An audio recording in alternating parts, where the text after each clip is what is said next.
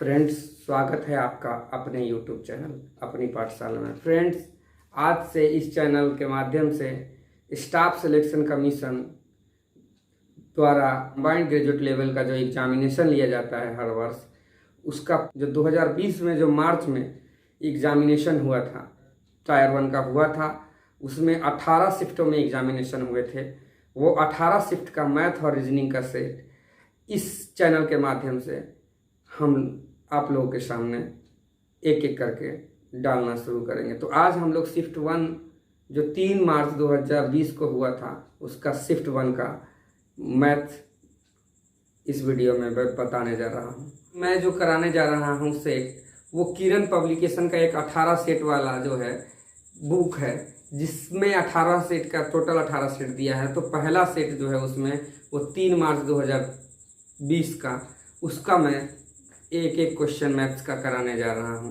और इस वीडियो के लिंक में ही आपको इस सेट का रीजनिंग के भी वीडियो के लिंक मिलेंगे आपको। सबसे पहला क्वेश्चन जो है वो 51 नंबर पर है इसमें कि ए बी सी कोई पॉइंट है सर्कल पे, वृत्त के पे 3 बिंदु है ए बी सी पॉइंट है, उससे वृत्त के केंद्र ओ को मिलाया जाए तो जीवा ए बी द्वारा जो केंद्र पे बनाया जाएगा वो 110 डिग्री का कोण बनेगा, और जीवा एसी द्वारा जो बनाया जाएगा केंद्र पे वो 130 डिग्री बनेगा। यही हिंदी और इंग्लिश दोनों में क्वेश्चन दिया है, आप देख लीजिए, यही क्वेश्चन है।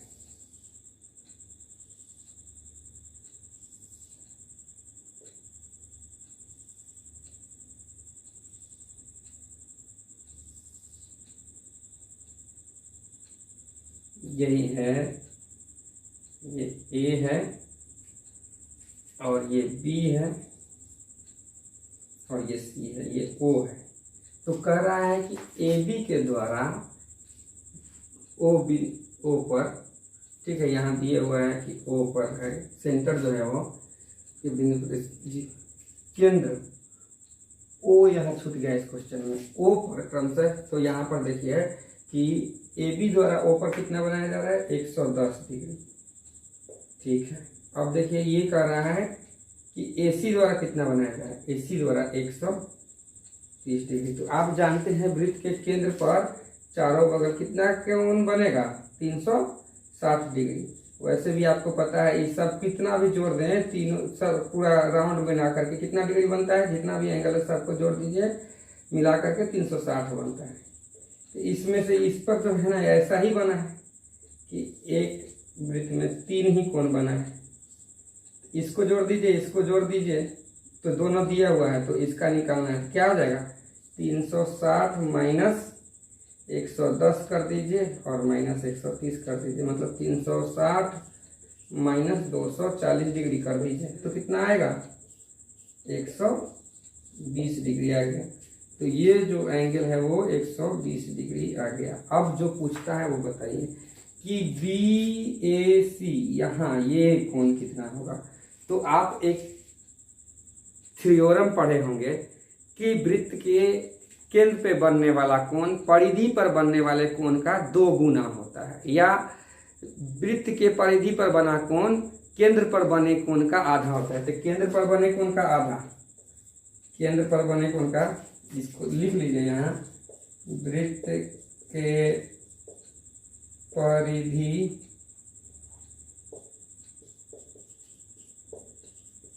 पर बना कोण वृत्त के केंद्र पर बने कोण का क्या होता है, आधा।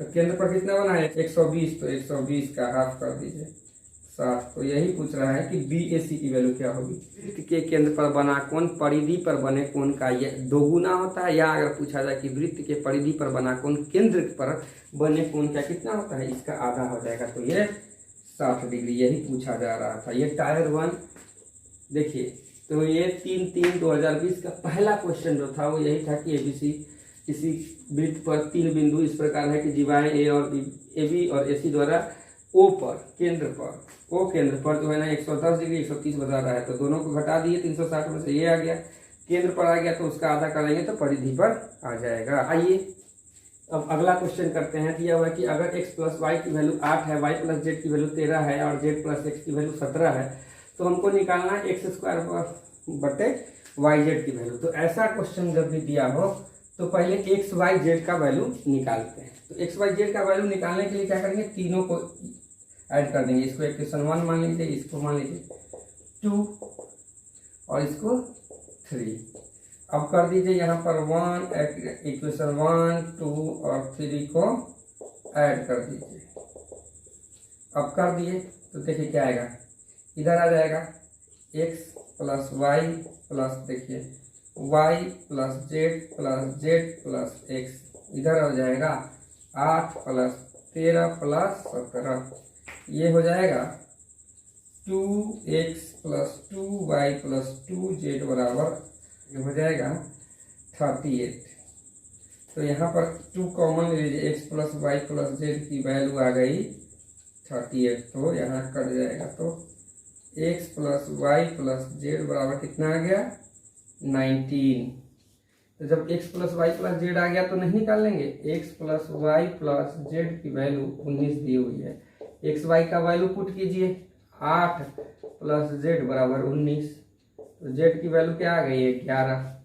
अब ये देखिए y प्लस जेड का value, x plus Y plus Z का वैल्यू 19 है, y प्लस जेड का वैल्यू 13 आ गया, तो x ये दे दीजिए, x बराबर क्या 19 माइनस 13 6 आ गया।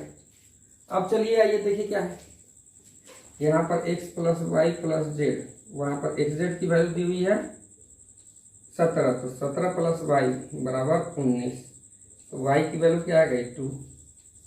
अब ये देखिए यहाँ पर x की वैल्यू आ गई 6, y की जेड का आ गया, तो यही पूछा है यहाँ, निकाल दीजिए एक्स वाई वाई जेड। तो एक्स स्क्वायर की वैल्यू, एक्स की वैल्यू क्या लाए हैं 6, तो 6 का स्क्वायर 6 गुने 6, वाई क्या आया है 2 और जेड कितना आया है 11, रख दीजिए तो कितना आ गया 18/11, तो इसका यही आंसर हो जाएगा।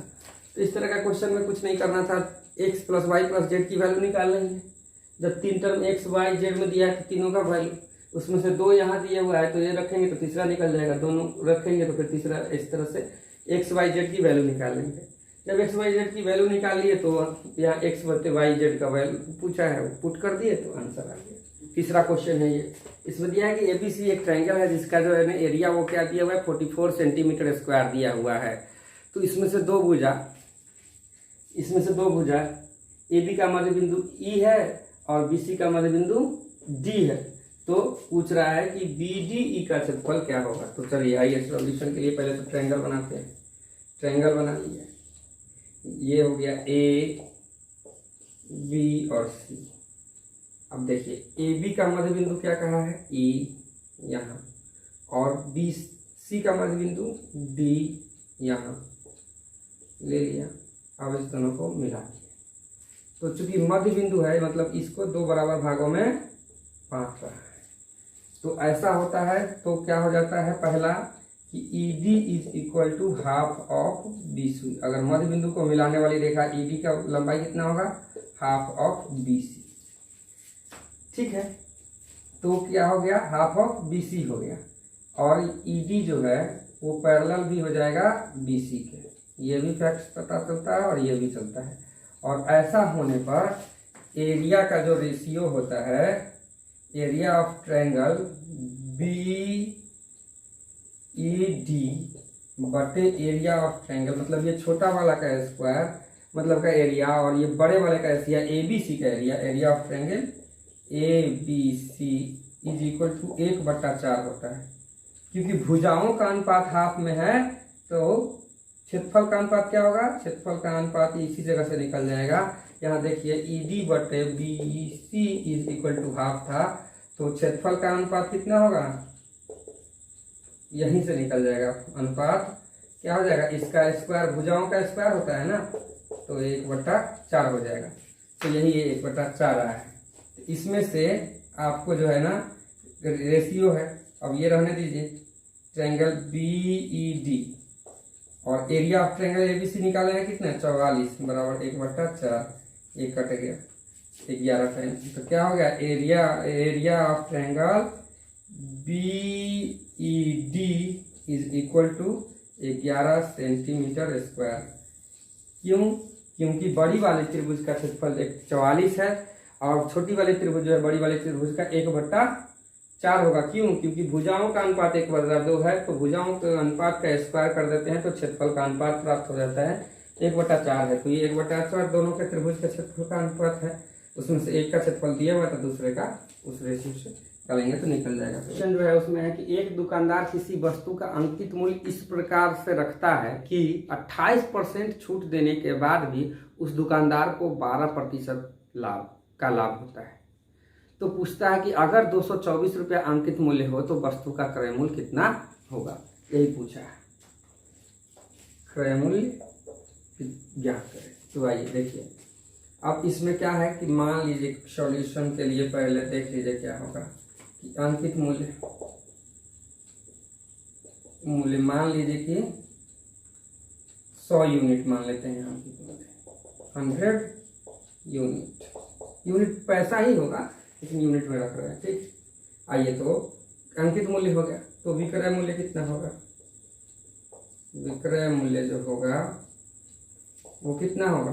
100 में से जो है छूट वाला घटा देंगे, 100 में से 28%, तो 28% मतलब 28 घटा दिए तो 72 यूनिट जो हो गया उसका विक्रय मूल्य हो गया। अब देखिए तो क्रय मूल्य को मान लीजिए कि बराबर 1 रुपया। ये रुपया में चूंकि हमको निकालना है क्रय मूल्य, वस्तु का क्रय मूल्य, तो ये मान लीजिए देखिए यहाँ क्रय मूल्य निकल गया। क्रय मूल्य कितना है? 1 रुपया। तो अब विक्रय मूल्य जो है वो निकाल लेते हैं। तो विक्रय मूल्य क्या होगा? विक्रय मूल्य निकालेंगे तो क्रय मूल्य, और क्रय मूल्य का कितना? 12% लाभ, मतलब 112%, यही तो है विक्रय मूल्य।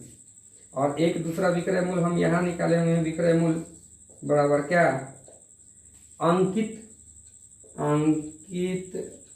मूल्य का 72%, यही ना। दूसरा दिया है अंकित मूल्य, क्योंकि 100 यूनिट था तो 28 यूनिट घटा करके मतलब 72 यूनिट, तो 100 जहां होगा उसका 72% कर देंगे। तो अंकित मूल्य हमको दिए हुआ है, कितना दिए हुआ है? 224, उसका 72% कर दीजिए, बराबर है विक्रय मूल्य। यहाँ भी विक्रय मूल्य, यहाँ भी विक्रय मूल्य, तो सीधे रख लीजिए बराबर x गुने 112 बट्टा 100। ये 100 कैंसिल, 2 2 4 गुने 72 बराबर x गुने 112। इससे ये 2 बार में चला गया तो x का वैल्यू कितना हो गया? 2 गुने 72, तो कितना हो जाएगा? 144 रुपया। मतलब जिस वस्तु का अंकित मूल्य 224 रुपया है उसका क्रय मूल्य कितना हो जाएगा? 144 रुपया हो जाएगा। तो देख लीजिए एक बार फिर से समझ लीजिए, दुकानदार जो है ना किसी वस्तु का अंकित मूल्य इस प्रकार पर रखता है कि 100 रुपया रखता है तो उसको 28% छूट देने पर भी 12% का लाभ होता है। मतलब कि अगर 72 में भी बेचता है तो 12% का लाभ होता है। तो 72 रुपया नहीं, 72 यूनिट का वैल्यू। तो यहाँ देख लीजिए दिखाया हुआ है कि विक्रय मूल्य अंकित मूल्य का 72% कर देंगे तो ये विक्रय मूल्य। दूसरा एक बताया है कि 12% लाभ हो रहा है, तो अगर क्रय मूल्य x मान ले तो क्या होगा? विक्रय मूल्य x का 112%, तो कर दिए। ये दोनों को कंपैरिजन करेंगे तो x का 112% बराबर ये जो अंकित मूल्य है उसका 72% होगा। दोनों का कंपैरिजन किए तो x का जो है वो ये निकल गया, मतलब कि वस्तु का क्रय मूल्य कितना निकला? 144 रुपया। देखिए आइए अब अगला क्वेश्चन दिया हुआ है कि अगर 6 tan a की वैल्यू 5 दी हुई है तो 8 sin a minus 4 cos a बटे cos a plus 2 sin a दिया हुआ है। तो इसको निकालने का जो परंपरागत तरीका है पहले वो सीख लेते हैं, उसका ट्रिक भी बता देंगे कि 1 सेकेंड में कैसे निकाला जा सकता है। तो tan a का वैल्यू यहाँ से क्या हो गया? 5/6। तो sin a का वैल्यू क्या हो जाएगा? सो पहले लिख लीजिए, ये तो 5 होगा, नीचे 5 का स्क्वायर प्लस 6 का स्क्वायर, कितना होगा? 5 बटे ये हो जाएगा 25 और ये √61। cos a का वैल्यू जो हो जाएगा वो क्या होगा? 6/√61। अब इसमें पुट कीजिए तो 8 गुने 5/√61 -4 गुने 6/√61 और यहाँ 6/√61 और यहाँ 5 गुने 2√61 है। तो अब देख लीजिए, ये 8 पंचे 40 -24√61 तो आ गया, यहाँ कॉमन है। नीचे आइए,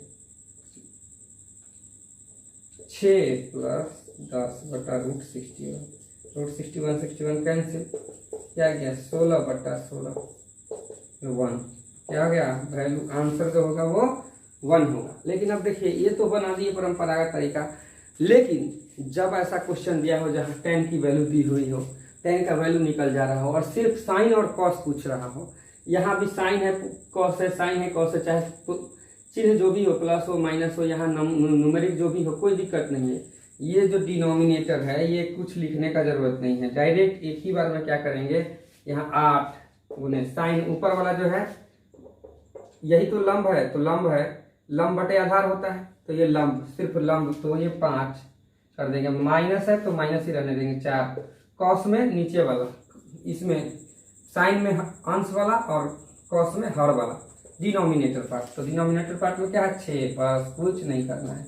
अब देखिए इसमें कॉस का वैल्यू सीधे, चूंकि इसमें कुछ मल्टीपल नहीं है तो सीधे लिख देंगे 6 + 2 गुने दिए तो 2 गुने साइन का वैल्यू क्या, ऊपर वाला खाली 5, बस यही लिख दीजिए। तो क्या आया 40 - 24 अब बटा 10 + 6, तो जो आया था वही आएगा। मतलब डिनोमिनेटर चूंकि कट जा रहा है तो डिनोमिनेटर लिखने का कुछ जरूरी नहीं है। ये शॉर्ट ट्रिक हो गया कि 1 सेकेंड में आप क्वेश्चन देख करके डायरेक्ट बना सकते हैं। अब इसके लिए आपको क्या निकालना पड़ा है, पहले इसका जो है ना कर्व निकालना पड़ा है, हाइपोटेनस, उसके लिए हम a² + b² किए हैं, तो ये निकालिए, ये निकालिए, फिर इसका कैलकुलेशन में इसको लेके चलिए तो ज़्यादा लेंदी हो जाता है। तो आप इसको जो हाइपोटेनस वाला पार्ट है वो हटा देंगे, सिर्फ ऊपर लंब आधार जो प्लस माइनस रहेगा, जो न्यूमेरिक नंबर रहेगा लिखेंगे तो आसानी से बन जाएगा। आइए अब दिया हुआ है क्वेश्चन, x का वैल्यू दिया हुआ है कि 4 cos A + 5 sin A, यहाँ y की वैल्यू दी हुई है 4 sin A - 5 cos A। तो निकालना है कि x² + y² बराबर क्या होगा। तो आइए सबसे पहले तो एक ट्रिक जान लीजिए कि जब भी दिया हो x की value a sin A + b cos A, चाहे b cos A + a sin A तो दिया हो, तो इस तरह का y बराबर जो है वो दिया हो b cos A - a sin A, कभी कभी इसी को सीधा करके इसीलिए दे देता है यहाँ पर कि a cos A + b sin A अगर दे दिया तो यहाँ पर इस या तो ये दोनों रहेगा या ये रहेगा कि b sin A - a cos A अगर दे देता है, इस तरह का फॉर्मूला दे देता है। तो इसमें क्या करना है कि अगर ऐसा वैल्यू दे दे और पूछे x² + y² का वैल्यू, तो कुछ नहीं a² जोड़ b² कर देना है, साइन कॉस से मतलब ही नहीं है। फॉर्मूला ये a वाला पार्ट इसका स्क्वायर और इसका स्क्वायर करके जोड़ देना है। क्या करना है इस दोनों का, तो मैक्सिमम क्वेश्चन यहाँ ये रहता है x बराबर ये, y बराबर ये वाला, ठीक है। साइन में से कॉस घटाए, यहाँ हमने कॉस में से साइन कर दिया इसीलिए, तो ये वाला पार्ट ज़्यादा पूछा जाता है, ठीक है। लेकिन कुछ भी होगा इस दोनों का तो आंसर यही आएगा कि चाहे वो b sin A - a cos A रहे या a cos A - sin A, तो वैल्यू आएगा a² जो b²। तो यहाँ पर कर लीजिए a² जो b² क्या होगा, यहाँ ये a है ये b है, तो क्या हो जाएगा 4 का स्क्वायर + 5 का स्क्वायर क्या होगा 16 + 25 41 होगा, क्या होगा 41 होगा। अब आइए कि ये जो बेसिक जो फैक्ट्स निकला ये कहाँ से निकला। देखिए इसको स्क्वायर करके हम लोग लिखेंगे, जो फॉर्मूला है इसके आधार पर x² जो y²। तो लिखिए, अगर हम लिखते हैं x का वैल्यू क्या होगा, तो 4 का 16 cos square + 25 sin square A plus क्या होता है 2ab, तो 4 × 5 = 20 × 40 sin A + * cos A, ठीक है।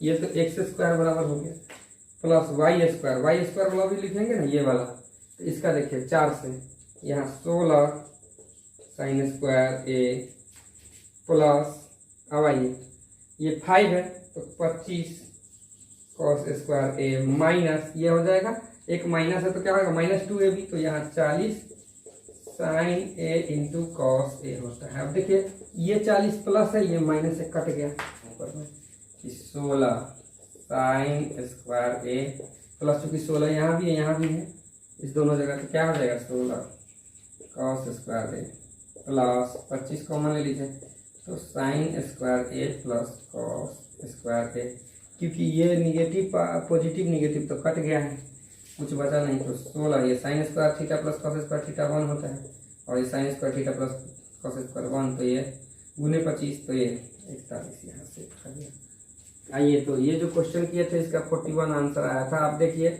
इसी आधार पर बहुत सारा क्वेश्चन पूछता है, जैसे दिया हुआ है कि a cos theta minus b sine theta बराबर, अगर सी दिए हुआ है तो a sine theta plus b cos theta बराबर क्या होगा, तो वही ये दिया हुआ है, ये दोनों पता है, तो तीसरा निकालना है इसका वैल्यू, तो क्या हो जाएगा इस दोनों को जोड़ करके ये वाला घटा देंगे, तो यही किया है a square plus b square minus ये स्क्वायर प्लस माइनस इसलिए दिया है कि हमेशा पॉजिटिव आएगा। तो यहाँ पर देखिए दिया हुआ है 3 sign theta plus 5 cos theta का वैल्यू 5 दिए हुआ है, तो निकालना है 5 साइन थीटा माइनस, तो क्या करना है 3 का स्क्वायर प्लस 5 का स्क्वायर माइनस 5 का स्क्वायर, यही होगा 5 5 कैंसिल, तो 3 का स्क्वायर ये होगा, ये जो है वो रूट है, रूट अंदर तो क्या हो जाएगा वाट बराबर 3, मतलब इसका वैल्यू क्या आएगा 3 आएगा। इसी पर क्वेश्चन ये पूछा है 3 साइन थीटा 4 कॉस थीटा बराबर 5 है, तो इसका वैल्यू बराबर क्या होगा 3 के स्क्वायर प्लस 4 के स्क्वायर माइनस 5 के स्क्वायर, क्या आ जाएगा ये 25 माइनस 25 रूट अंडर ये 0, तो इसका वैल्यू क्या आएगा 0, इसका वैल्यू 0 आएगा। इसी तरह से और भी क्वेश्चन है, ये देखिए sine theta minus cos theta बराबर 2 कॉस थीटा, तो इसका निकालना है, तो क्या करेंगे निकालेंगे, क्या निकालेंगे 1 का स्क्वायर माइनस √2 कॉस थीटा का स्क्वायर, तो ये इसका क्या हो जाएगा ये देख लीजिए 2 माइनस 2 कॉस स्क्वायर थीटा, 2 कौन तो 1 minus cos square theta, root तो लगा ही हुआ है, और क्या होगा √2 साइन थीटा, इसका वैल्यू √2 साइन थीटा। अब देखिए यहाँ sine theta plus cos theta बराबर 1 दिया है, तो ये इसका वैल्यू क्या होगा अभी निकाले हैं, ये कुछ नहीं दिया, मतलब एक तो है ना इसके साथ में, यहाँ भी एक था, तो इसी तरह से 1 का स्क्वायर प्लस 1 का स्क्वायर माइनस ये 1 का स्क्वायर, तो 1 1 कैंसिल, तो क्या आएगा 1, तो साइन प्लस कॉस थीटा बराबर 1 है, तो साइन माइनस कॉस थीटा बराबर भी 1 ही होगा। तो इस तरह से इस तरह का क्वेश्चन जो भी आएगा आप इस फार्मूला पे बना सकते हैं। क्यों? क्योंकि हमने पढ़ा है कि ये अगर ए दिया हो इसका स्क्वायर बराबर बी स्क्वायर बराबर सी स्क्वायर प्लस डी स्क्वायर, चाहे इसी को लिखते हैं एक्स स्क्वायर जोड़ वाई स्क्वायर। तो अब देखिए यहाँ पर जो है वो ए है बी है, ये सी या एक्स कहा जाए, तो एक्स की वैल्यू ये 3 दिया हुआ है, तो अगला वाई निकालना है, तो क्या करेंगे यही तो किए हैं कि तीनों में से इसको इधर ले आएंगे, तो फिर square B square minus X square कर दिए तो वाई स्क्वायर आ गया। अब वाई बराबर क्या होगा, तो यही रूट चढ़ जाएगा, तो a square plus b square minus c के बदला यहाँ एक्स है तो एक्स रख दिए बस। अब यहाँ वैल्यू अगर पॉजिटिव या निगेटिव में आता है तो उसको पॉजिटिव करने के लिए प्लस माइनस होती है, तो इस फॉर्मूला से आप बना सकते हैं। अब क्वेश्चन पूछ रहा है कि अगर प्लस का अर्थ हो माइनस, माइनस का अर्थ हो प्लस, मल्टीप्लिकेशन का अर्थ हो डिवाइड और डिवाइड का अर्थ हो एक्स, तो इस समीकरण का मान क्या होगा वो निकालना है। तो कुछ नहीं है, जो सिंबल दिया है उसके बदला जिसका कह रहा है उसको हम रख देंगे।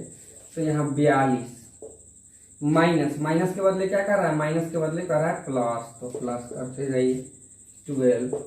यहाँ मल्टीप्लिकेशन है, मल्टीप्लिकेशन के बदले क्या कर रहा है डिवाइड, तो डिवाइड कर दीजिए 3। अब देखिए उसके बाद प्लस दिया है, प्लस के लिए क्या है, प्लस के लिए माइनस, तो -8।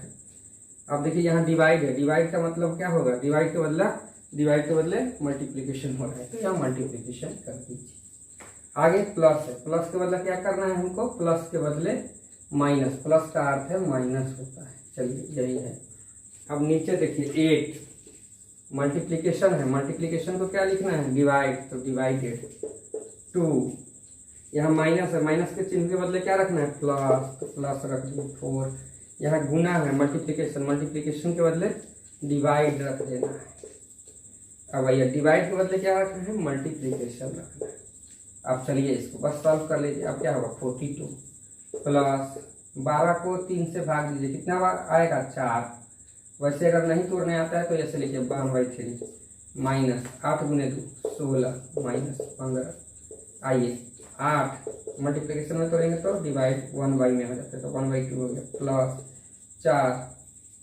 यहाँ पर क्या आया है, यहाँ पर जो है 4 गुने 9 सॉरी 4 प्लस 9 है। यहाँ क्या है 4 प्लस 9 है, इसलिए ये प्लस के बदले क्या हो जाएगा माइनस होगा। हम गलती से गुना लिख दिए तो ये माइनस हो जाएगा। प्लस है, प्लस के बदले क्या लिखते हैं माइनस। अब चलिए तो यहाँ माइनस 9 तिया 27। अब इससे ही देखिए चल कट गया, इससे ही कट गया तो क्या हो गया 42 प्लस 4 माइनस 31। 16 और 15 जोड़ दिए 31। यहाँ क्या है, ये है 4 प्लस 4 माइनस 27 बड़ा कितना हो गया 46 में से 31 घटा दीजिए और 8 को 27 में से घटाइए तो क्या हो जाएगा माइनस में आएगा 15 हो गया और 27 में से आकर घटाया तो कितना 19 माइनस में था तो इसलिए यहाँ माइनस में घटाइए। यही होगा इसका आंसर -15/19। तो जो दिया है सिर्फ सिंबल को चेंज करना है, प्लस को माइनस, माइनस को प्लस, मल्टीप्लिकेशन को डिवाइड, डिवाइड को मल्टीप्लिकेशन करना है। जो दिया है उसके आधार पर हम ये निकाल लेंगे। आइए दिया हुआ x माइनस वाई की वैल्यू 4 है और एक्स वाई की वैल्यू 45 है तो x³ माइनस y³ की वैल्यू निकालें। तो सबसे पहले हम जानते हैं फॉर्मूला याद करेंगे। x³ माइनस y³ बराबर क्या होता है x माइनस वाई का whole cube plus 3xy into X minus Y. चलिए आप इसमें पुट कीजिए x माइनस वाई कितना दिया हुआ 4 तो 4 का क्यूब प्लस 3xy कितना दिया हुआ है 45 और x माइनस वाई क्या दिया हुआ है 4। अब बस पुट कर दिए तो ये क्या हो गया 64 प्लस 3 गुने 45 गुने 4 कितना हो जाएगा 64 प्लस 12 गुने 45 कितना हो जाएगा 540 ये होता है। ऐड करेंगे तो 604 आएगा। तो यही हो गया x³ माइनस y³ बराबर कितना आ गया, यही है x³ माइनस y³ के वैल्यू जो पूछा था वो यही हो जाएगा। ठीक है, x³ माइनस y³ बराबर 604। आइए अब एक टेबल दिया है, इस पर 4 क्वेश्चन 59 से लेकर के 62 तक इसी से रहेगा। तो ये टेबल जो है दिया हुआ है इसी से निकालना है। तो पहला क्वेश्चन है वर्ष 2013 और 2014 को मिलाकर के किस प्रकार की कारों की संख्या जो है वो जो है उन 2 वर्षों में उत्पादित कुल कारों की संख्या का 25% है। तो 13 और 14 को पहले ऐड कर लीजिए तो 130 और 170 मतलब 300 तो कार ही है तो 300 का 25%।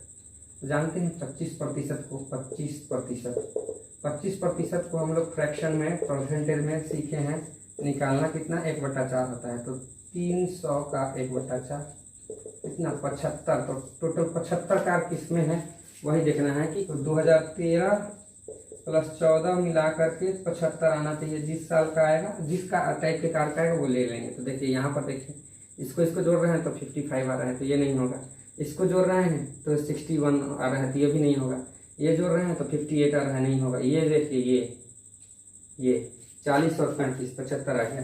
तो कौन सा कार होगा डी टाइप का कार। किस प्रकार कार पूछ रहे हैं, किस प्रकार के कारों की संख्या 75 होगी मतलब तो डी टाइप के कार। चलिए अगला क्वेश्चन 2016 के संदर्भ में 17 में किस प्रकार के कार के उत्पादन प्रतिशत में सर्वाधिक कमी की गई थी।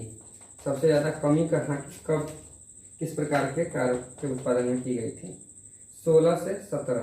तो 16 ये है देखिए यहाँ 36 से 12 हो गया मतलब 300 जहाँ था वहाँ क्या हो गया 100। 3 गुना है ना 36 12 का 3 गुना तो मतलब 3 था वहाँ 1 हो गया। तो कमी कितनी हुई कमी हो गया 3 में से 1 घटाइए 2 बटा जो पहले था 3 तो 2/3 को हम परसेंटेज में निकालना सीखे हैं क्या फ्रैक्शन को 66.23%। तो ये देख करके ही निकलेगा। अब अगला देखिए 12 से ये 400 कमी के मतलब तो ये वृद्धि हो गया 400% वृद्धि हो गई तो ये तो होगा नहीं बी नहीं होगा। आगे 44 से 40, तो ये तो हल्का सा कमा है, जहाँ 44 था 40 हुआ है, उसके रिस्पेक्ट में तो ये बहुत ज़्यादा कम होगा। आगे आइए 38 से 22, तो ये लगभग 50% कमा है, ये भी लगभग 50% कमा है, लेकिन ये जो है 60% के लगभग कमा है। अब परसेंटेज निकालेंगे तो 22 बटे ये 44% हो जाएगा कमी इसका। 66 दिए हुआ है, 66 पूर्णा 2/3, इसका निकालेगा तो क्या होगा 4/44, डिफरेंस 4/44 है, गुने 100, तो मतलब 100/11, तो 9 पूर्णांक 1/11 होगा, तो ये 9 पूर्णांक 1/11 होगा, तो ये 9 है। इसी तरह से इसका डिफरेंस निकलेंगे तो ये तो क्या हो गया है, देख लीजिए यहाँ पर 16 का डिफरेंस है, 16/38, तो लगभग जो है 50% के आसपास आएगा, 40 to 50 आएगा। तो सबसे ज़्यादा कमी कहाँ दिख रहा है, ये वाले ऑप्शन में।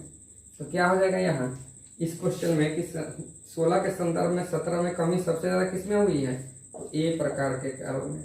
इसमें ए प्रकार में देख रहे हैं 61 में वर्ष 2015 में उत्पादित किस प्रकार के कारों की संख्या उसी वर्ष में उत्पादित कारों की कुल संख्या का 20% है। 2015 में पहले कितना है 100 है, तो 100 का 20%, तो आप 20% को फ्रैक्शन में निकालना सीखे होंगे, 1/5 होता है, तो 100 का 1/5 कर दीजिए, कितना होगा 20। अब 20 देखिए कि किस प्रकार के कार में है, तो यहाँ है, ये देख लीजिए, ये है 20, ना ये है ना ये है, तो कौन सा डी टाइप का कार हो जाएगा। तो पूछ रहा है कि उत्पादित किस प्रकार के कार होगा, तो 61 का आंसर डी टाइप के कार हो जाएंगे। ऐसा नहीं कि ऑप्शन डी होगा, ये डी टाइप के कार है, ऑप्शन में जिसमें दिया हो ये डी वो दे देंगे। 2012 की तुलना में 2016 के कुल कारों के उत्पादन में कितने प्रतिशत की वृद्धि हुई। 12 की तुलना में 16 में कितना वृद्धि हुई, 12 में 120 है, 16 में देखिए कितना है 180 है, कितना बढ़ गया 60, कितने पे 120 पे, कितना हो गया 1/2। 1/2 फ्रैक्शन को हम परसेंटेज में निकालना सीखे हैं, कितना 50%, तो 50% की वृद्धि हो गई। तो पूछ रहा है कितने प्रतिशत की वृद्धि हुई, तो 50% की वृद्धि हो गई, यही आंसर था। इस डेटा से जो भी था कहीं भी कोई जोड़ घटाव करने की जरूरत नहीं थी, जो डाटा पूछा था वो कंपेयर करके ही निकल जा रहा था। इसमें भी हम ये निकाले हैं, लेकिन ये भी करने का जरूरत नहीं है, सीधा दिखता है कि यहाँ से ये 3 गुना हुआ है, मतलब कि 2/3% की कमी हुई है। यहाँ तो नहीं है, यहाँ तो वृद्धि हो गई, इसमें बहुत कम हो गया, इसमें कम इसमें कम, तो इसलिए ये ऑप्शन सीधा एक ही बार में हो जाएगा। आइए अब अगला क्वेश्चन करते हैं। तो देखिए 63 में दिया हुआ है कि 6 संख्या है, उसमें से पहला 5 संख्याओं का योग जो है वो छठी संख्या का 7 गुना है, ठीक है। तो यदि उन संख्याओं का औसत 136 है तो छठी संख्या का मान होता है। तो निकाल दी पहले कि क्या कौन कौन संख्या है, A B C D E F, 6 संख्या है। अब जो है कह रहा है 5 संख्याओं का योग, तो पहला जोड़िए a plus b plus c plus d plus e का योग जो है वो छठी संख्या का 7 गुना। छठा संख्या क्या है, एफ है, तो एफ का 7 गुना है, ठीक। अब चलिए दूसरा क्वेश्चन जो कहता है उस पर आइए कि इसका औसत निकालने के लिए सबको जोड़ते हैं, तो a plus b plus c plus d plus e plus f बटा 6 बराबर क्या दिया हुआ है 136, और a plus b plus c plus d e तक का वैल्यू यहाँ पर क्या दिया है 7f, तो लिख दीजिए 7f प्लस ये f जो है वो तो लिखेंगे f बट्टा 6 जो था वो 136 गुने इधर 6 हो गया बस। अब आइए इसको देखिए 7f ये है और एक ऑफ f ये है, तो 8f की वैल्यू क्या हो गई 136 गुने 6, तो सिर्फ f जो है यही तो छठी संख्या है, पूछ रहा छठी संख्या क्या होगा 136 गुने 6 बटे 8। अब आइए 8 से 8 एकम 8 और 8 सत्ते 56, तो क्या होगा 17 गुने 6, 17 छक्का 102, तो छठी संख्या क्या हो गया f, यही तो है छठी संख्या हो गया 102, नहीं पूछा था, ठीक है, कुछ नहीं किया है। करना क्या था 6 संख्याओं का में से 5 संख्या का योग जो है वो छठी संख्या के 7 गुने के बराबर थी। दूसरा दिया था कि सभी संख्याओं का औसत, मतलब सभी संख्या को जोड़ दीजिए बट्टे जितना संख्या उतना से भाग, तो यहाँ 6 संख्या 6 से भाग देती है, तो औसत दिए हुआ 136, तो यहाँ पर जो है ना पहला 5 संख्या का योग हम पढ़े थे कि वो छठे के 7 गुना के बराबर होता है। तो यहाँ पर जो है ना ये आया था, इसको यहाँ पुटअप कर दिया तो 7f + f 8f = हो गया 136 × 6। अब यहाँ f की वैल्यू आ गई 136 × 6 बटे 8 कर दिए, काट के 17 छक्का 102 आ गया। तो छठी संख्या 102 हो गया। आइए अगला क्वेश्चन जो है वो पढ़ते हैं। 2 बेलन है। तो बेलन जो है सिलेंडर का जो क्षेत्रफल होता है, पहले वो क्या होता है, वॉल्यूम = 1/3 πr²h।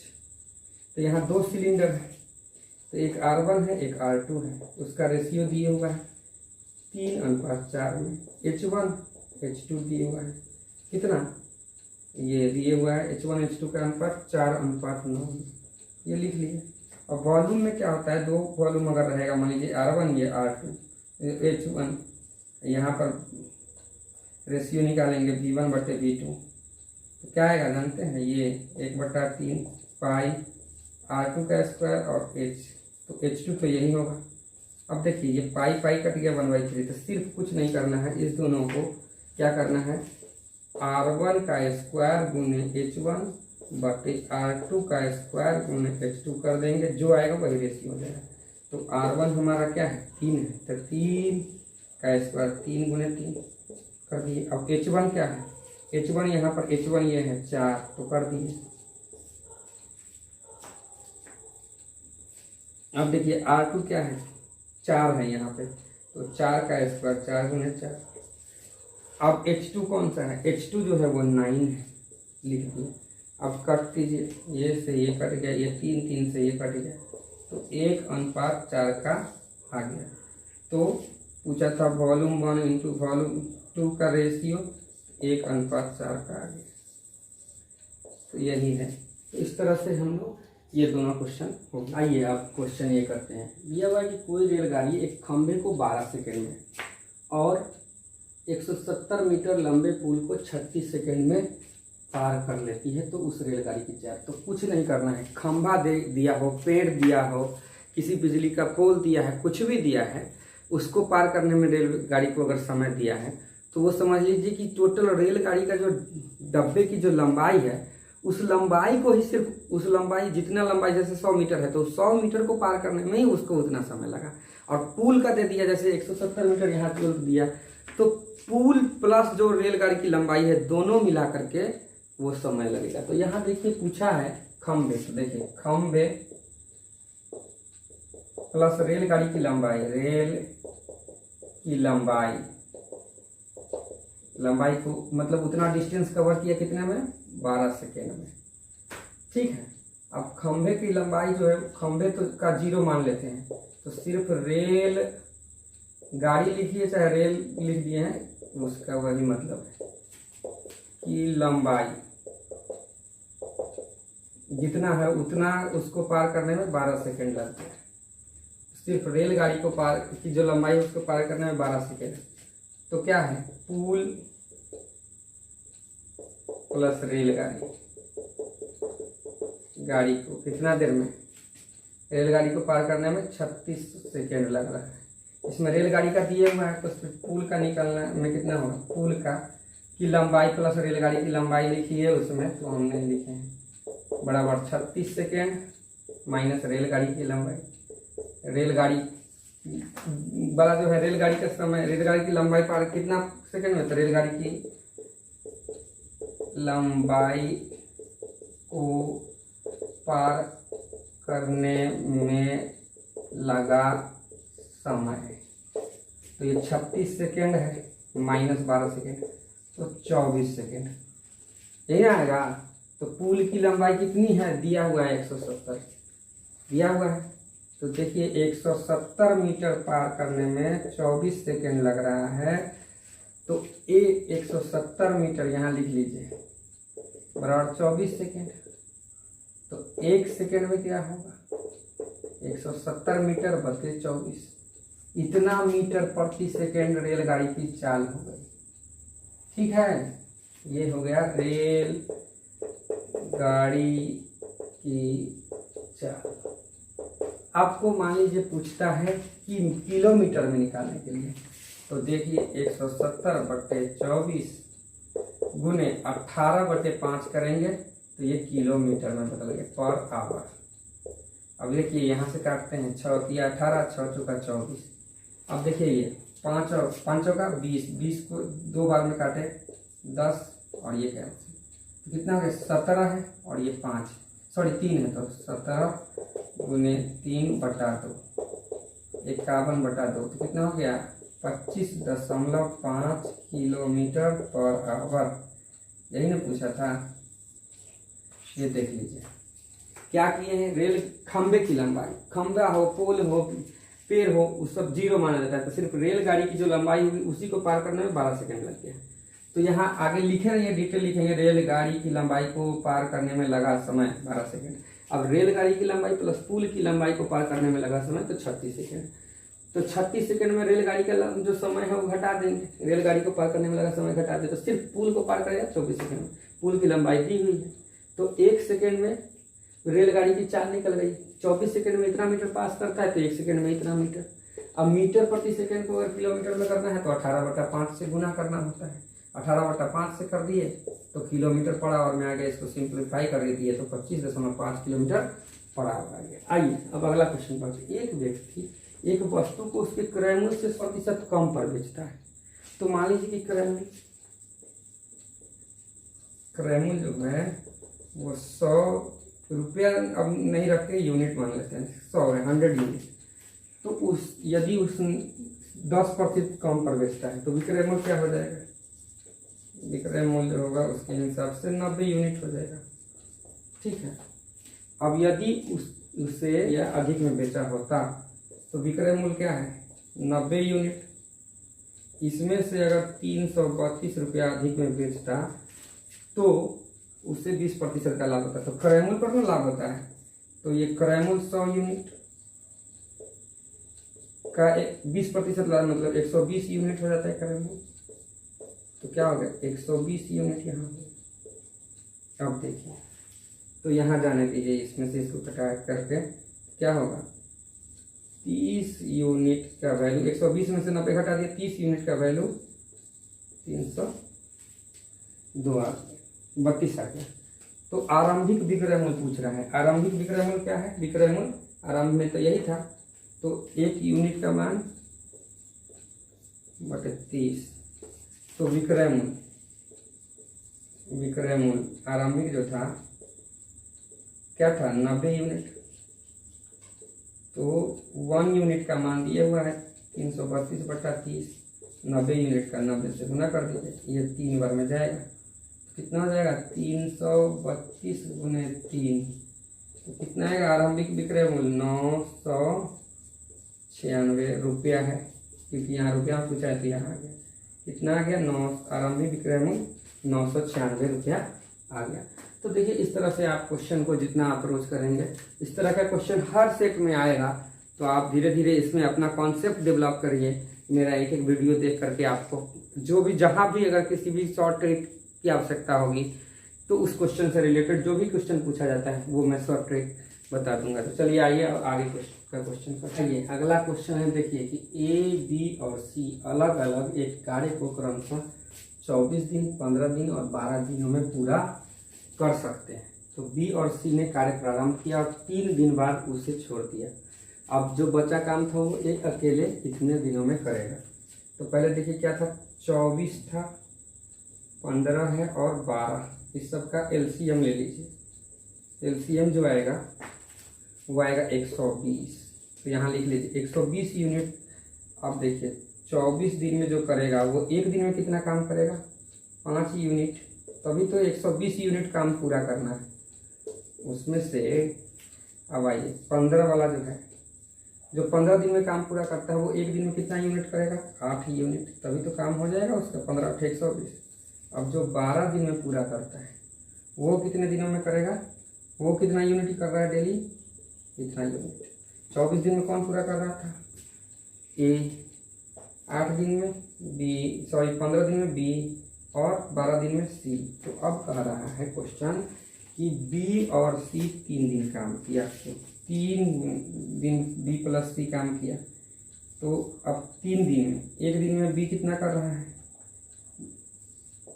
एक दिन में बी कर रहा है 8 यूनिट और सी कर रहा है 10 यूनिट। ठीक है, आप इसको 3 दिन से गुना कर दीजिए, कितना हो गया 18 गुने 3, तो 54 यूनिट वर्क जो है वो तो बी और सी कर दिया। तो बचा काम क्या हो जाएगा 120 माइनस 54 बराबर 66 यूनिट करना है। ठीक है, और ये जो है वो एक दिन में क्या, एक दिन का कार्य जो है उसका 5 यूनिट है, तो 5 यूनिट कार्य करता है एक दिन में, तो 66 यूनिट काम कितना दिन में करेगा 1/5 गुने 66 बराबर 66/5, तो 13 सही 1/5 दिन में काम ये शेष काम को कर देगा। कितने दिनों में 13 सही 1/5 दिन लगेगा, ये जो है काम को समाप्त कर देगा। तो ये हो गया क्वेश्चन 67 का ये एक्सप्लेनेशन था। देखिए अब अगला क्वेश्चन है कि साधारण ब्याज पर किसी वार्षिक ब्याज दर प्रतिशत से अगर 4300 रुपया की राशि 2 वर्ष में बढ़कर 4644 रुपया हो जाती है, तो कौन सी राशि साधारण ब्याज पर इसी ब्याज दर से 5 वर्ष में बढ़कर 10,104 रुपये हो जाएगा। तो यहाँ देखिए, यहाँ पर जो है मिश्रधन दिया हुआ है 4644, मूलधन दिए हुआ है 4300, तो ब्याज बराबर क्या होगा, ब्याज बराबर आप जानते हैं कि मिश्रधन माइनस मूलधन कर देते हैं, मिश्रधन माइनस मूलधन, तो 4644 माइनस 4300 कर दीजिए, तो 344 रुपया आ गया। समय दिया हुआ है 2 वर्ष। ठीक है, तो दर बराबर रेट ऑफ इंटरेस्ट आर बराबर क्या होगा, ब्याज फॉर्मूला आप जानते हैं, ब्याज गुने 100 बटे मूलधन गुने समय। ये सब दिया हुआ है, ब्याज 344 रुपया है गुने 100 दिया हुआ है, मूलधन 4300 रुपया दिया हुआ है, समय 200 दिया है, 0 0 कैंसिल हो गया। अब ये 8 बार में चला जाएगा, 8 बार ये कट करेगा तो 8 बार में चला जाएगा, तो 8/2 4% रेट ऑफ इंटरेस्ट हो गया। अब क्या कह रहा है, उसी साधारण ब्याज के द्वारा अब राशि निकालना है, मूलधन निकालना है, अगर उसका ब्याज दर तो यही 4% हो जाएगा, इसी ब्याज से 5 वर्ष के लिए ये इतना रुपया हो जाए, मतलब मिश्रधन है ये। तो यहाँ मिश्रधन दिया हुआ है 10,104 रुपये। इसका मतलब क्या है, मिश्रधन बराबर क्या होता है, मूलधन प्लस ब्याज, नहीं होता है। अब ये तो अब देखिए यहाँ पर रेट ऑफ इंटरेस्ट दिया हुआ है 4%, टाइम दिया हुआ है कितना 5 ईयर, तो मूलधन जो है 5 वर्षों में क्या हो जाएगा, 5 वर्षों में क्या हो जाएगा, मूलधन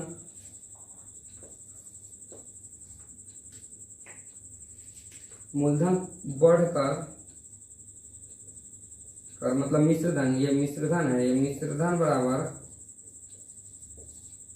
मूलधन जो 5 वर्षों में बढ़कर हो जाता है, तो मूलधन प्लस ब्याज, तो मूलधन तो रहेगा सेम, ब्याज क्या होगा, ब्याज बराबर क्या होगा, ब्याज बराबर हो जाएगा मूलधन, ब्याज बराबर होगा मूलधन गुने समय गुने दर बटा 100।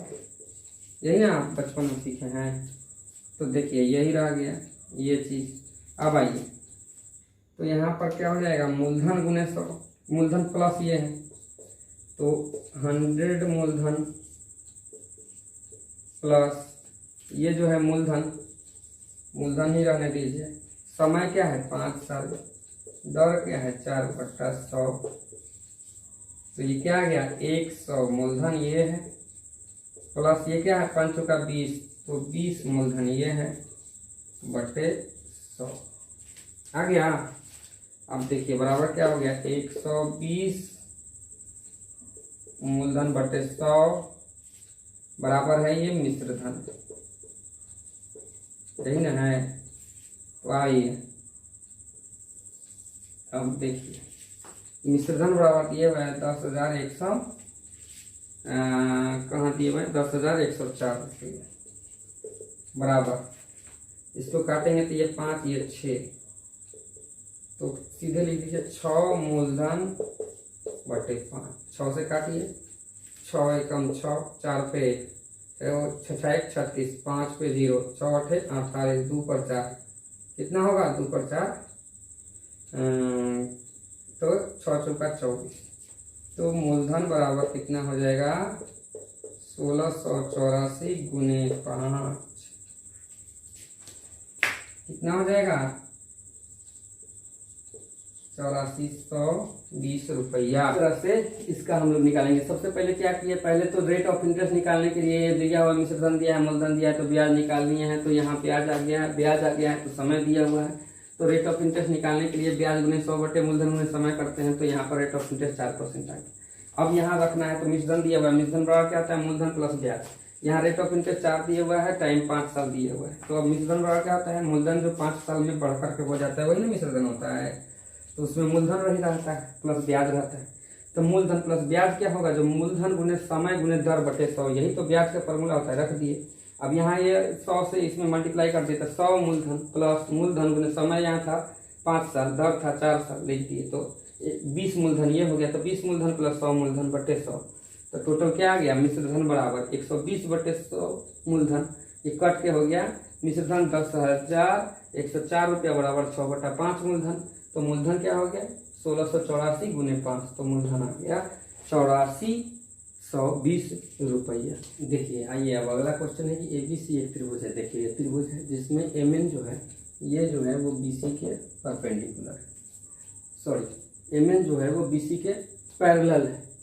तो चतुर्भुज इसका ये जो साइडेड एरिया है ये वाला ये वाला ये वाला ये चतुर्भुज हो गया। BCNM का क्षेत्रफल जो है वो इस पार्ट का क्षेत्रफल दिया हुआ है 130 सेंटीमीटर स्क्वायर, ठीक है।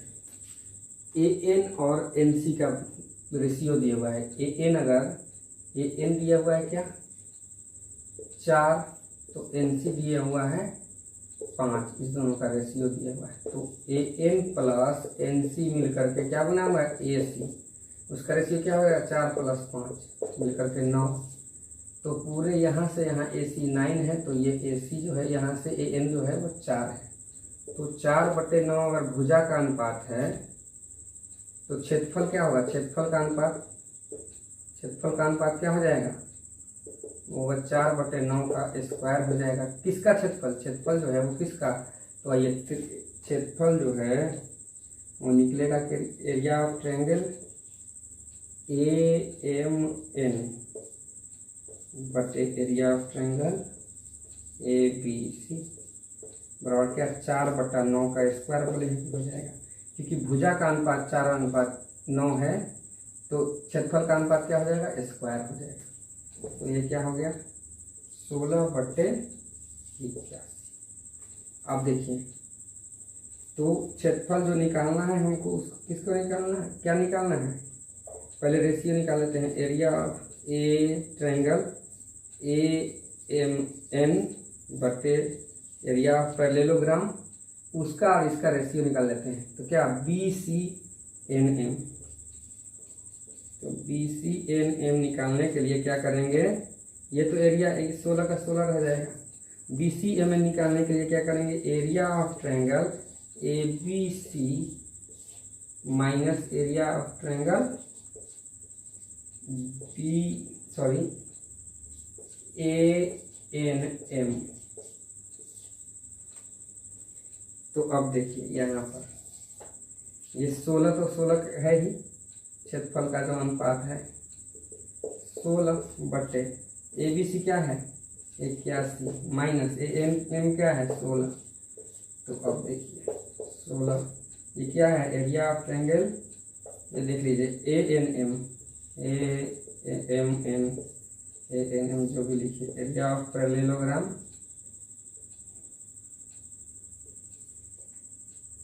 BCNM बराबर क्या हो जाएगा, ये 16 में से ये घटाइए 65।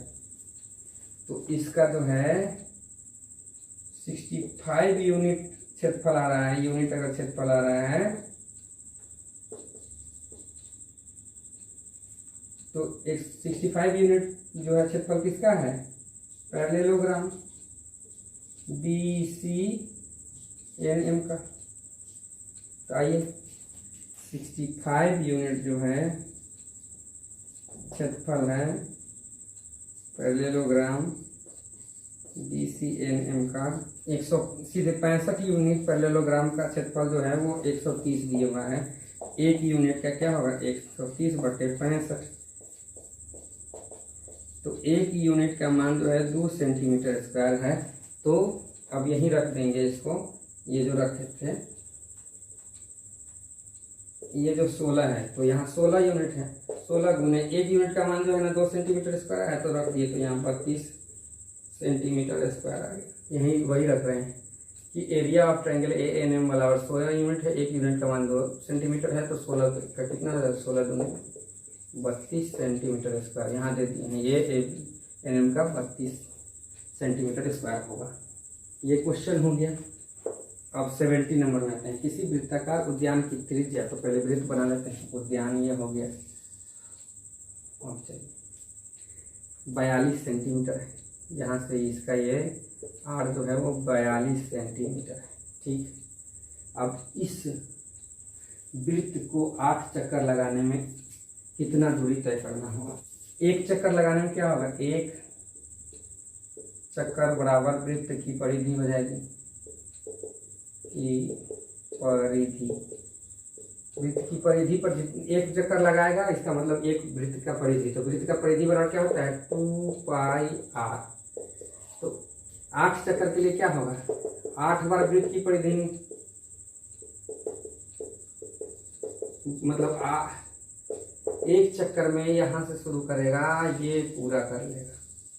अब दूसरा में फिर घूमेगा ये, तो 8 बार करेगा। तो एक बार में जो है टोटल दूरी कितना होता है, 2πr। तो 8 बार में 8 × 2 × 5 के 7 गुने r जो है 42 सेंटीमीटर। 7 × 6 42, ये हो गया। अब क्या हो गया, सो देखिए 16 × 6 96 गुने 22। अब ये सेंटीमीटर में हो जाएगा। ठीक है, तो 96 गुने 22 सेंटीमीटर स्क्वायर, इसको कर दीजिए 192 गुने 11। इस क्वेश्चन में जो है ना सबसे पहले करेक्शन कर लिए। इस क्वेश्चन में जो है ना वो सेंटीमीटर नहीं होगा, यहाँ क्या होगा, मीटर होगा। तब जो है ऑप्शन मिल रहा है। तो एक वृत्त के उद्यानों की त्रिज्या 42 मीटर है, तो वृत्त को 8 चक्कर लगाने में कितनी दूरी। अब एक चक्कर बराबर ये 2πr, ये सब यहाँ सही किए हैं। यहाँ सेंटीमीटर नहीं होगा, ये मीटर होगा, ये मीटर होगा, ये मीटर होगा। और पेरीमीटर जो है वो स्क्वायर में नहीं होता है, मीटर में होगा। यहाँ 1 2 मीटर, यही होगा इसका आंसर। इस तरह का जो भी क्वेश्चन है जिसमें वृत्त के उद्यान की त्रिज्या दी गई हो, वृत्त का 8 चक्कर, तो एक चक्कर में पेरीमीटर के बराबर होता है। एक चक्कर एक पेरीमीटर के बराबर, एक परिधि में एक बार जो घूमेगा वो परिधि वही दूरी तय करेगा। तो यहाँ निकाल दी, 8 चक्कर 8 बार घूमेगा, तो 8 गुने परिधि, वृत्त की परिधि जो होती है उसको निकाल दिए। तो 2πr, तो 2πr पुट कर दिए 8 बार, तो ये हो गया। इसी तो टोटल डिस्टेंस चाहे वो 8 बार पूछा है, 80 बार भी पूछता तो 80 से मल्टीप्लाई, जितना पूछेगा उतना से हम मल्टीप्लाई कर देंगे। या कभी कभी पूछता है कि इसको एक बार बांधने में कितने छड़ का लंबाई लगेगा, तो छड़ हो, फीता हो, जो भी हो, उसका कितना लंबाई हो जाएगा, एक बार जो पेरीमीटर होता है उतना। अगर बोलेगा 4 बार उसको बांधा गया उसी छड़ से, तो एक बार जितना में पेरीमीटर आएगा उसको 4 से मल्टीप्लाई कर देंगे, उतना छड़ लगेगा। तो इस तरह का जो भी क्वेश्चन आएगा वो आप इससे कर सकते हैं। नहीं, अगला क्वेश्चन जो है वो करते हैं। लिखा है कि एक विद्यालय में विद्यार्थियों की कुल संख्या 640 है, जिसमें लड़का और लड़की संख्या के अनुपात 5:8 है। 5 अनुपात लड़का और लड़कियों का, तो लड़का 5, ये बॉयज़ है, ये गर्ल्स है, का रेशियो दिया है। टोटल जो है वो टोटल कितना हो गया, 8x बराबर 640 है, तो x की वैल्यू आ गई 8। तो 640 है तो 80 हो जाएगा। तो ये 5 गुने 80 हो जाएगा। बॉयज और लड़का 3, लड़की जो होगा वो 3 गुने 80। तो ये क्या हो जाएगा, ये बॉयज जो है 400 है, लड़की जो है वो 240 है। यहाँ तक निकलेंगे, इतना जो पढ़े इससे। अब क्या कहे, विद्यालय में 30 लड़कियों का नामांकन किया जाए, तो 30 और आगे क्या दिया है, 270 हो गए। अब कह रहा है विद्यालय में और कितने लड़कों का नामांकन होना चाहिए ताकि लड़कों और लड़कियों के अनुपात जो है 14:9 हो जाए। तो 400 में कुछ जोड़ना है। क्या जोड़ना है, मान लीजिए कि ए जोड़ना है, जोड़ेंगे बट्टे 270, ये तो दिया है। तो अनुपात आ रहा है 14:9, 9 से ये गया 30 बार में। तो 400 प्लस लड़का कितने जोड़ा गया पता नहीं है, वही लड़का जोड़ा गया, लड़कों की संख्या ये लिख दीजिए, नामांकन होने वाले लड़कों की संख्या, नामांकन होने वाले लड़कों की संख्या। ठीक है, अब ये देखिए, ये 400 प्लस ये था, और यहाँ 30 गुने 14, ये वाला था 14 गुने 30 और 420। तो ए बराबर क्या होगा, 420 माइनस 400 बराबर क्या होगा, ए बराबर 20। तो यही हो जाएगा कि कितना छात्र जोड़ा गया, नामांकन होने वाले लड़कों की संख्या कितनी हो गई, ये 20।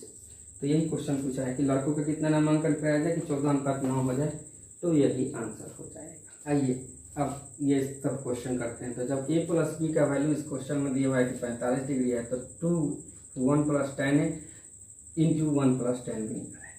तो देखिए इसका जो है ना, हम तो फार्मूला से बनाएंगे, तो लॉन्ग प्रोसेस से भी बन सकता है, लेकिन हम लोग क्या करते हैं, इसको एक आसान विधि से भी बना सकते हैं। क्या करेंगे कि पुट करना है, a का वैल्यू अगर 0 होगा तो b का वैल्यू क्या हो जाएगा 45, या b 0 होगा तो a 45। तो अब इसमें वही a का 0 डिग्री और b का 45 डिग्री भरते हैं, तो क्या हो जाएगा 2 × 1 + 10 0 इंटू 1 + 10 45। tan 0 का मान कितना होता है पता है, 0 होता है। 2 × 1 + 0, आइए 1 + 1 क्या हो जाएगा, 2 × 1 × 2 क्या हो जाएगा 4 आ गया। आज चलिए, अब कह रहा है कि इसी आयत की लंबाई अगर 40% बढ़ा दी जाए और चौड़ाई 20% घटा दी जाए तो आयत के क्षेत्रफल में x% की वृद्धि जाती है। ये इसका फार्मूला है कि अगर जो है ना दिया जाए, a बढ़ा दिया जाए, बढ़ाएगा तो प्लस, दोनों ये प्लस, दोनों अगर बढ़ा दिया जाए तो क्या होगा, ये भी प्लस होगा, a × b/100, इतना % वृद्धि हो जाएगा, इंक्रीज। जब दोनों बढ़ेगा, ये इतना % बी इतना %, मान लीजिए ये लंबाई हुई है, चौड़ाई को बढ़ा दिया जाए तो टोटल वृद्धि। अब देखिए दूसरा रहता है कि इसी जगह एक इंक्रीज हो, इंक्रीज के लिए प्लस साइन लगाते हैं और डिक्रीज के लिए और कुछ नहीं, डिक्रीज के लिए। तो इसी फार्मूला में अब ये यहाँ देखिए, ये इंक्रीज किया हुआ है लंबाई, तो एल इंक्रीज होगा तो प्लस, चौड़ाई ब्रेथ डिक्रीज है तो माइनस। अब यहाँ क्या वो होगा, तो यहाँ कुछ नहीं, वही प्लस लिखिए और लिखिए लंबाई प्लस में गुने चौड़ाई माइनस में बटा। अब इसके बगल में ये 100, इसी फार्मूला पर है, तो लंबाई तो एल का एल रह गया प्लस माइनस बी हो गया। अब देखिए ये एल बी तो होगा, एल का बी से करेंगे तो, लेकिन यहाँ माइनस होगा, इस माइनस के कारण यहाँ माइनस बट्टे 100 हो जाएगा। यही इंक्रीज या डिक्रीज जो होगा तो यही होगा, तो टोटल चेंज। तो अब देखिए यहाँ पर यही दिया है, क्योंकि ये बड़ा है, लंबाई 40 है, इसलिए ये टोटल इंक्रीज कर जाएगा। अब ये यहाँ देखिए, यहाँ पुट कर रहे हैं, ये 40 माइनस चौड़ाई क्या है 20 माइनस क्या हो जाएगा, यहाँ पर हो जाएगा माइनस, इसी को लिख लीजिए ना यहाँ पर पहले, L minus B minus L B बटे 100। तो अब एल कितना है 40 माइनस बी ब्रेथ कितना है 20 माइनस 40 गुने 20 बटे 100। इस दोनों में घट गया तो 20, इसका 1 0 से 1 0 1 0 से तो -8। तो 12%, चूँकि पॉजिटिव में आया है इसका मतलब वृद्धि हो गया। अगर यही निगेटिव में आता तो इसका मतलब डिक्रीज कर जाता। तो टोटल वृद्धि बराबर कितना हो गया 12%। तो x% की वृद्धि हुई थी ना, तो x बराबर कितना हो गया 12, x बराबर 12 यहाँ पर पूछा जा रहा है x%, तो 12% की वृद्धि हुई तो x का वैल्यू 12। अब देखिए यहाँ दिया हुआ है कि x का पावर 2a बराबर y का पावर 2b बराबर z का power 2c is not equal to 0। तो मान लेते हैं लेट x का पावर 2a बराबर y का पावर 2b बराबर z का power 2c is not equal to 0 है ना। तो ये हटा करके इसको मान लेते हैं कि इतना बराबर k। तो अब क्या हो जाएगा x बराबर k का पावर, यहाँ पावर है यहाँ 1/, पावर हो जाएगा y बराबर क्या होगा k का पावर 1/2b और z का पावर क्या होगा k का पावर 1/2c। ठीक है, यहाँ तक तो आ गया। अब क्या करेंगे x² बराबर yz, x का वैल्यू क्या है, x का वैल्यू k का पावर 1/2a का स्क्वायर बराबर k का पावर 1/2b गुने k का पावर 1/2c। तो यहाँ देखिए k का पावर 1/2a गुने 1/2 हो गया कैंसिल, गुना में पावर जुड़ता है तो 2b प्लस 1/2c। ये हो गया k का पावर 2 कैंसिल हुआ है 1/a तो है ही बराबर k का पावर यहाँ ले लिए तो 2bc आ गया, तो ये b प्लस c आ गया। अब देखिए यहाँ भी k है यहाँ भी k है, तो उसको कैंसिल कर दे, सीधे आ जाएगा 1/a बराबर b प्लस c बराबर 2bc। तो अब देखिए 2bc इज इक्वल टू क्या होगा, ये यहाँ गुना हो जाएगा a into B plus C बराबर 2bc is equal to ab plus ac। ये एक रिलेशन बन के तैयार हुआ, हमको निकालना है ये, यहाँ पुट कर दीजिए ab plus bc plus ca बराबर bc। यही लिखिए ab प्लस ac लिखिए पहले और bc बटे b। इसका वैल्यू जो है अभी हम तुरंत निकाले हैं कितना 2bc, तो 2bc प्लस bc बटे bc। अब देखिए 3bc हो गया बटे bc हो गया, bc bc कैंसिल तो 3 हो गया। तो इसका मान कितना आएगा, इसका मान 3 हो जाएगा। किसी कोई संख्या दी हुई है, संख्या को 8 से पूरी तरह विभाज्य होने का नियम, तो पहले जान लीजिए कि 4 से विभाज्य होने के लिए किसी संख्या का अगर दिए हुआ है a b c d 4 अंकों की संख्या है तो लास्ट 2 डिजिट अगर डिविजिबल है, cd अगर डिविजिबल है 4 से तो वो 4 से विभाज्य होगा। लेकिन जब 8 से विभाज्य की बात आएगी तो a b c d, इसमें अगर b c d तीनों अगर 8 से डिविजिबल है तब वो 8 से होगा। मतलब लास्ट 3 डिजिट अगर किसी संख्या का 8 से डिविजिबल हो तो वो संख्या 8 से डिविजिबल होगा। लास्ट 2 डिजिट अगर 4 से डिविजिबल हो तो वो 4 से होगा। तो आइए यहाँ लास्ट 3 डिजिट देखते हैं, 5x4 कोई डिविजिबल है 8 से, तो लास्ट में कह रहा है x में कौन सा ऐसा छोटा से छोटा संख्या रखा जाए कि 8 से डिविजिबल हो जाए। तो शुरू करेंगे यहाँ से, देखिए 504 होगा क्या 8 से, तो देखिए ये 4 बार में ये हो 2 4 से करते हैं तो 4 12 चौक 48 और 2 पर 4 तो क्या होगा 4 7 24। अब देखिए यहाँ से ये कट गया, कितना हो गया 63। इसका मतलब कि 8 से 48 ये कट जा रहा है। तो सबसे छोटी संख्या पहला ही रखे, पहला ही आ गया कि 504। मतलब अगर 0 यहाँ रख दिया जाए, इस जगह अगर x के बदले 0 रख दिया जाए तो संख्या पूरी तरह से विभाजित होगा, क्योंकि लास्ट 3 डिजिट विभाजित हो रहा है इसलिए पूरा संख्या विभाजित होगा। वही अगर 4 से पूछता तो लास्ट का 2 डिजिट अगर डिविजिबल होता तो हो जाता। तो इस तरह से जो है पूछ रहा है 8 का, तो 8 के लिए लास्ट किसी भी संख्या का लास्ट 3 डिजिट को लेंगे, उसको देखेंगे 8 से मल्टीपल करके। 8 का डिविजिबिलिटी वाला, अगर 8 से डिविजिबल वो संख्या है इसका मतलब पूरा संख्या है, अगर नहीं है तो नहीं है। तो इस तरह से हमने आज CGL जो 2 मार्च 2020 में टायर 1 हुआ था उसका 3 मार्च 2020 को जो पहला शिफ्ट हुआ था उसका मैंने 25 का 25 क्वेश्चन जो है आपको डिस्कस करा दिया। इसी वीडियो के डिस्क्रिप्शन में आपको इस सेट के रीजनिंग का वीडियो का लिंक मिलेगा, तो आप उसको भी देखिए। और मेरा ये वीडियो अगर पसंद आया तो वीडियो को लाइक करें, चैनल को सब्सक्राइब करें, और जो भी लोग सीजीएल की तैयारी कर रहे हैं वो ज़रूर देखें, क्योंकि 25 क्वेश्चन में शायद आपको 50 या 60 क्वेश्चन का जो है ना क्विक क्वेश्चन सॉल्व करने का फार्मूला बताया जाए। इसलिए पूरा वीडियो देखें और चैनल को सब्सक्राइब करें, जिससे कि अगला वीडियो जैसे ही आए तो आपके पास नोटिफिकेशन चला जाए। मैं आपको 2020 में जो मार्च में जितना भी एग्जामिनेशन टायर 1 का हुआ था 18 सेट, वो 18 का 18 सेट कराऊंगा। इसीलिए इसको लाइक करें, सब्सक्राइब करें, ताकि अगला सेट जैसे ही आए आपके पास नोटिफिकेशन चला जाए। धन्यवाद।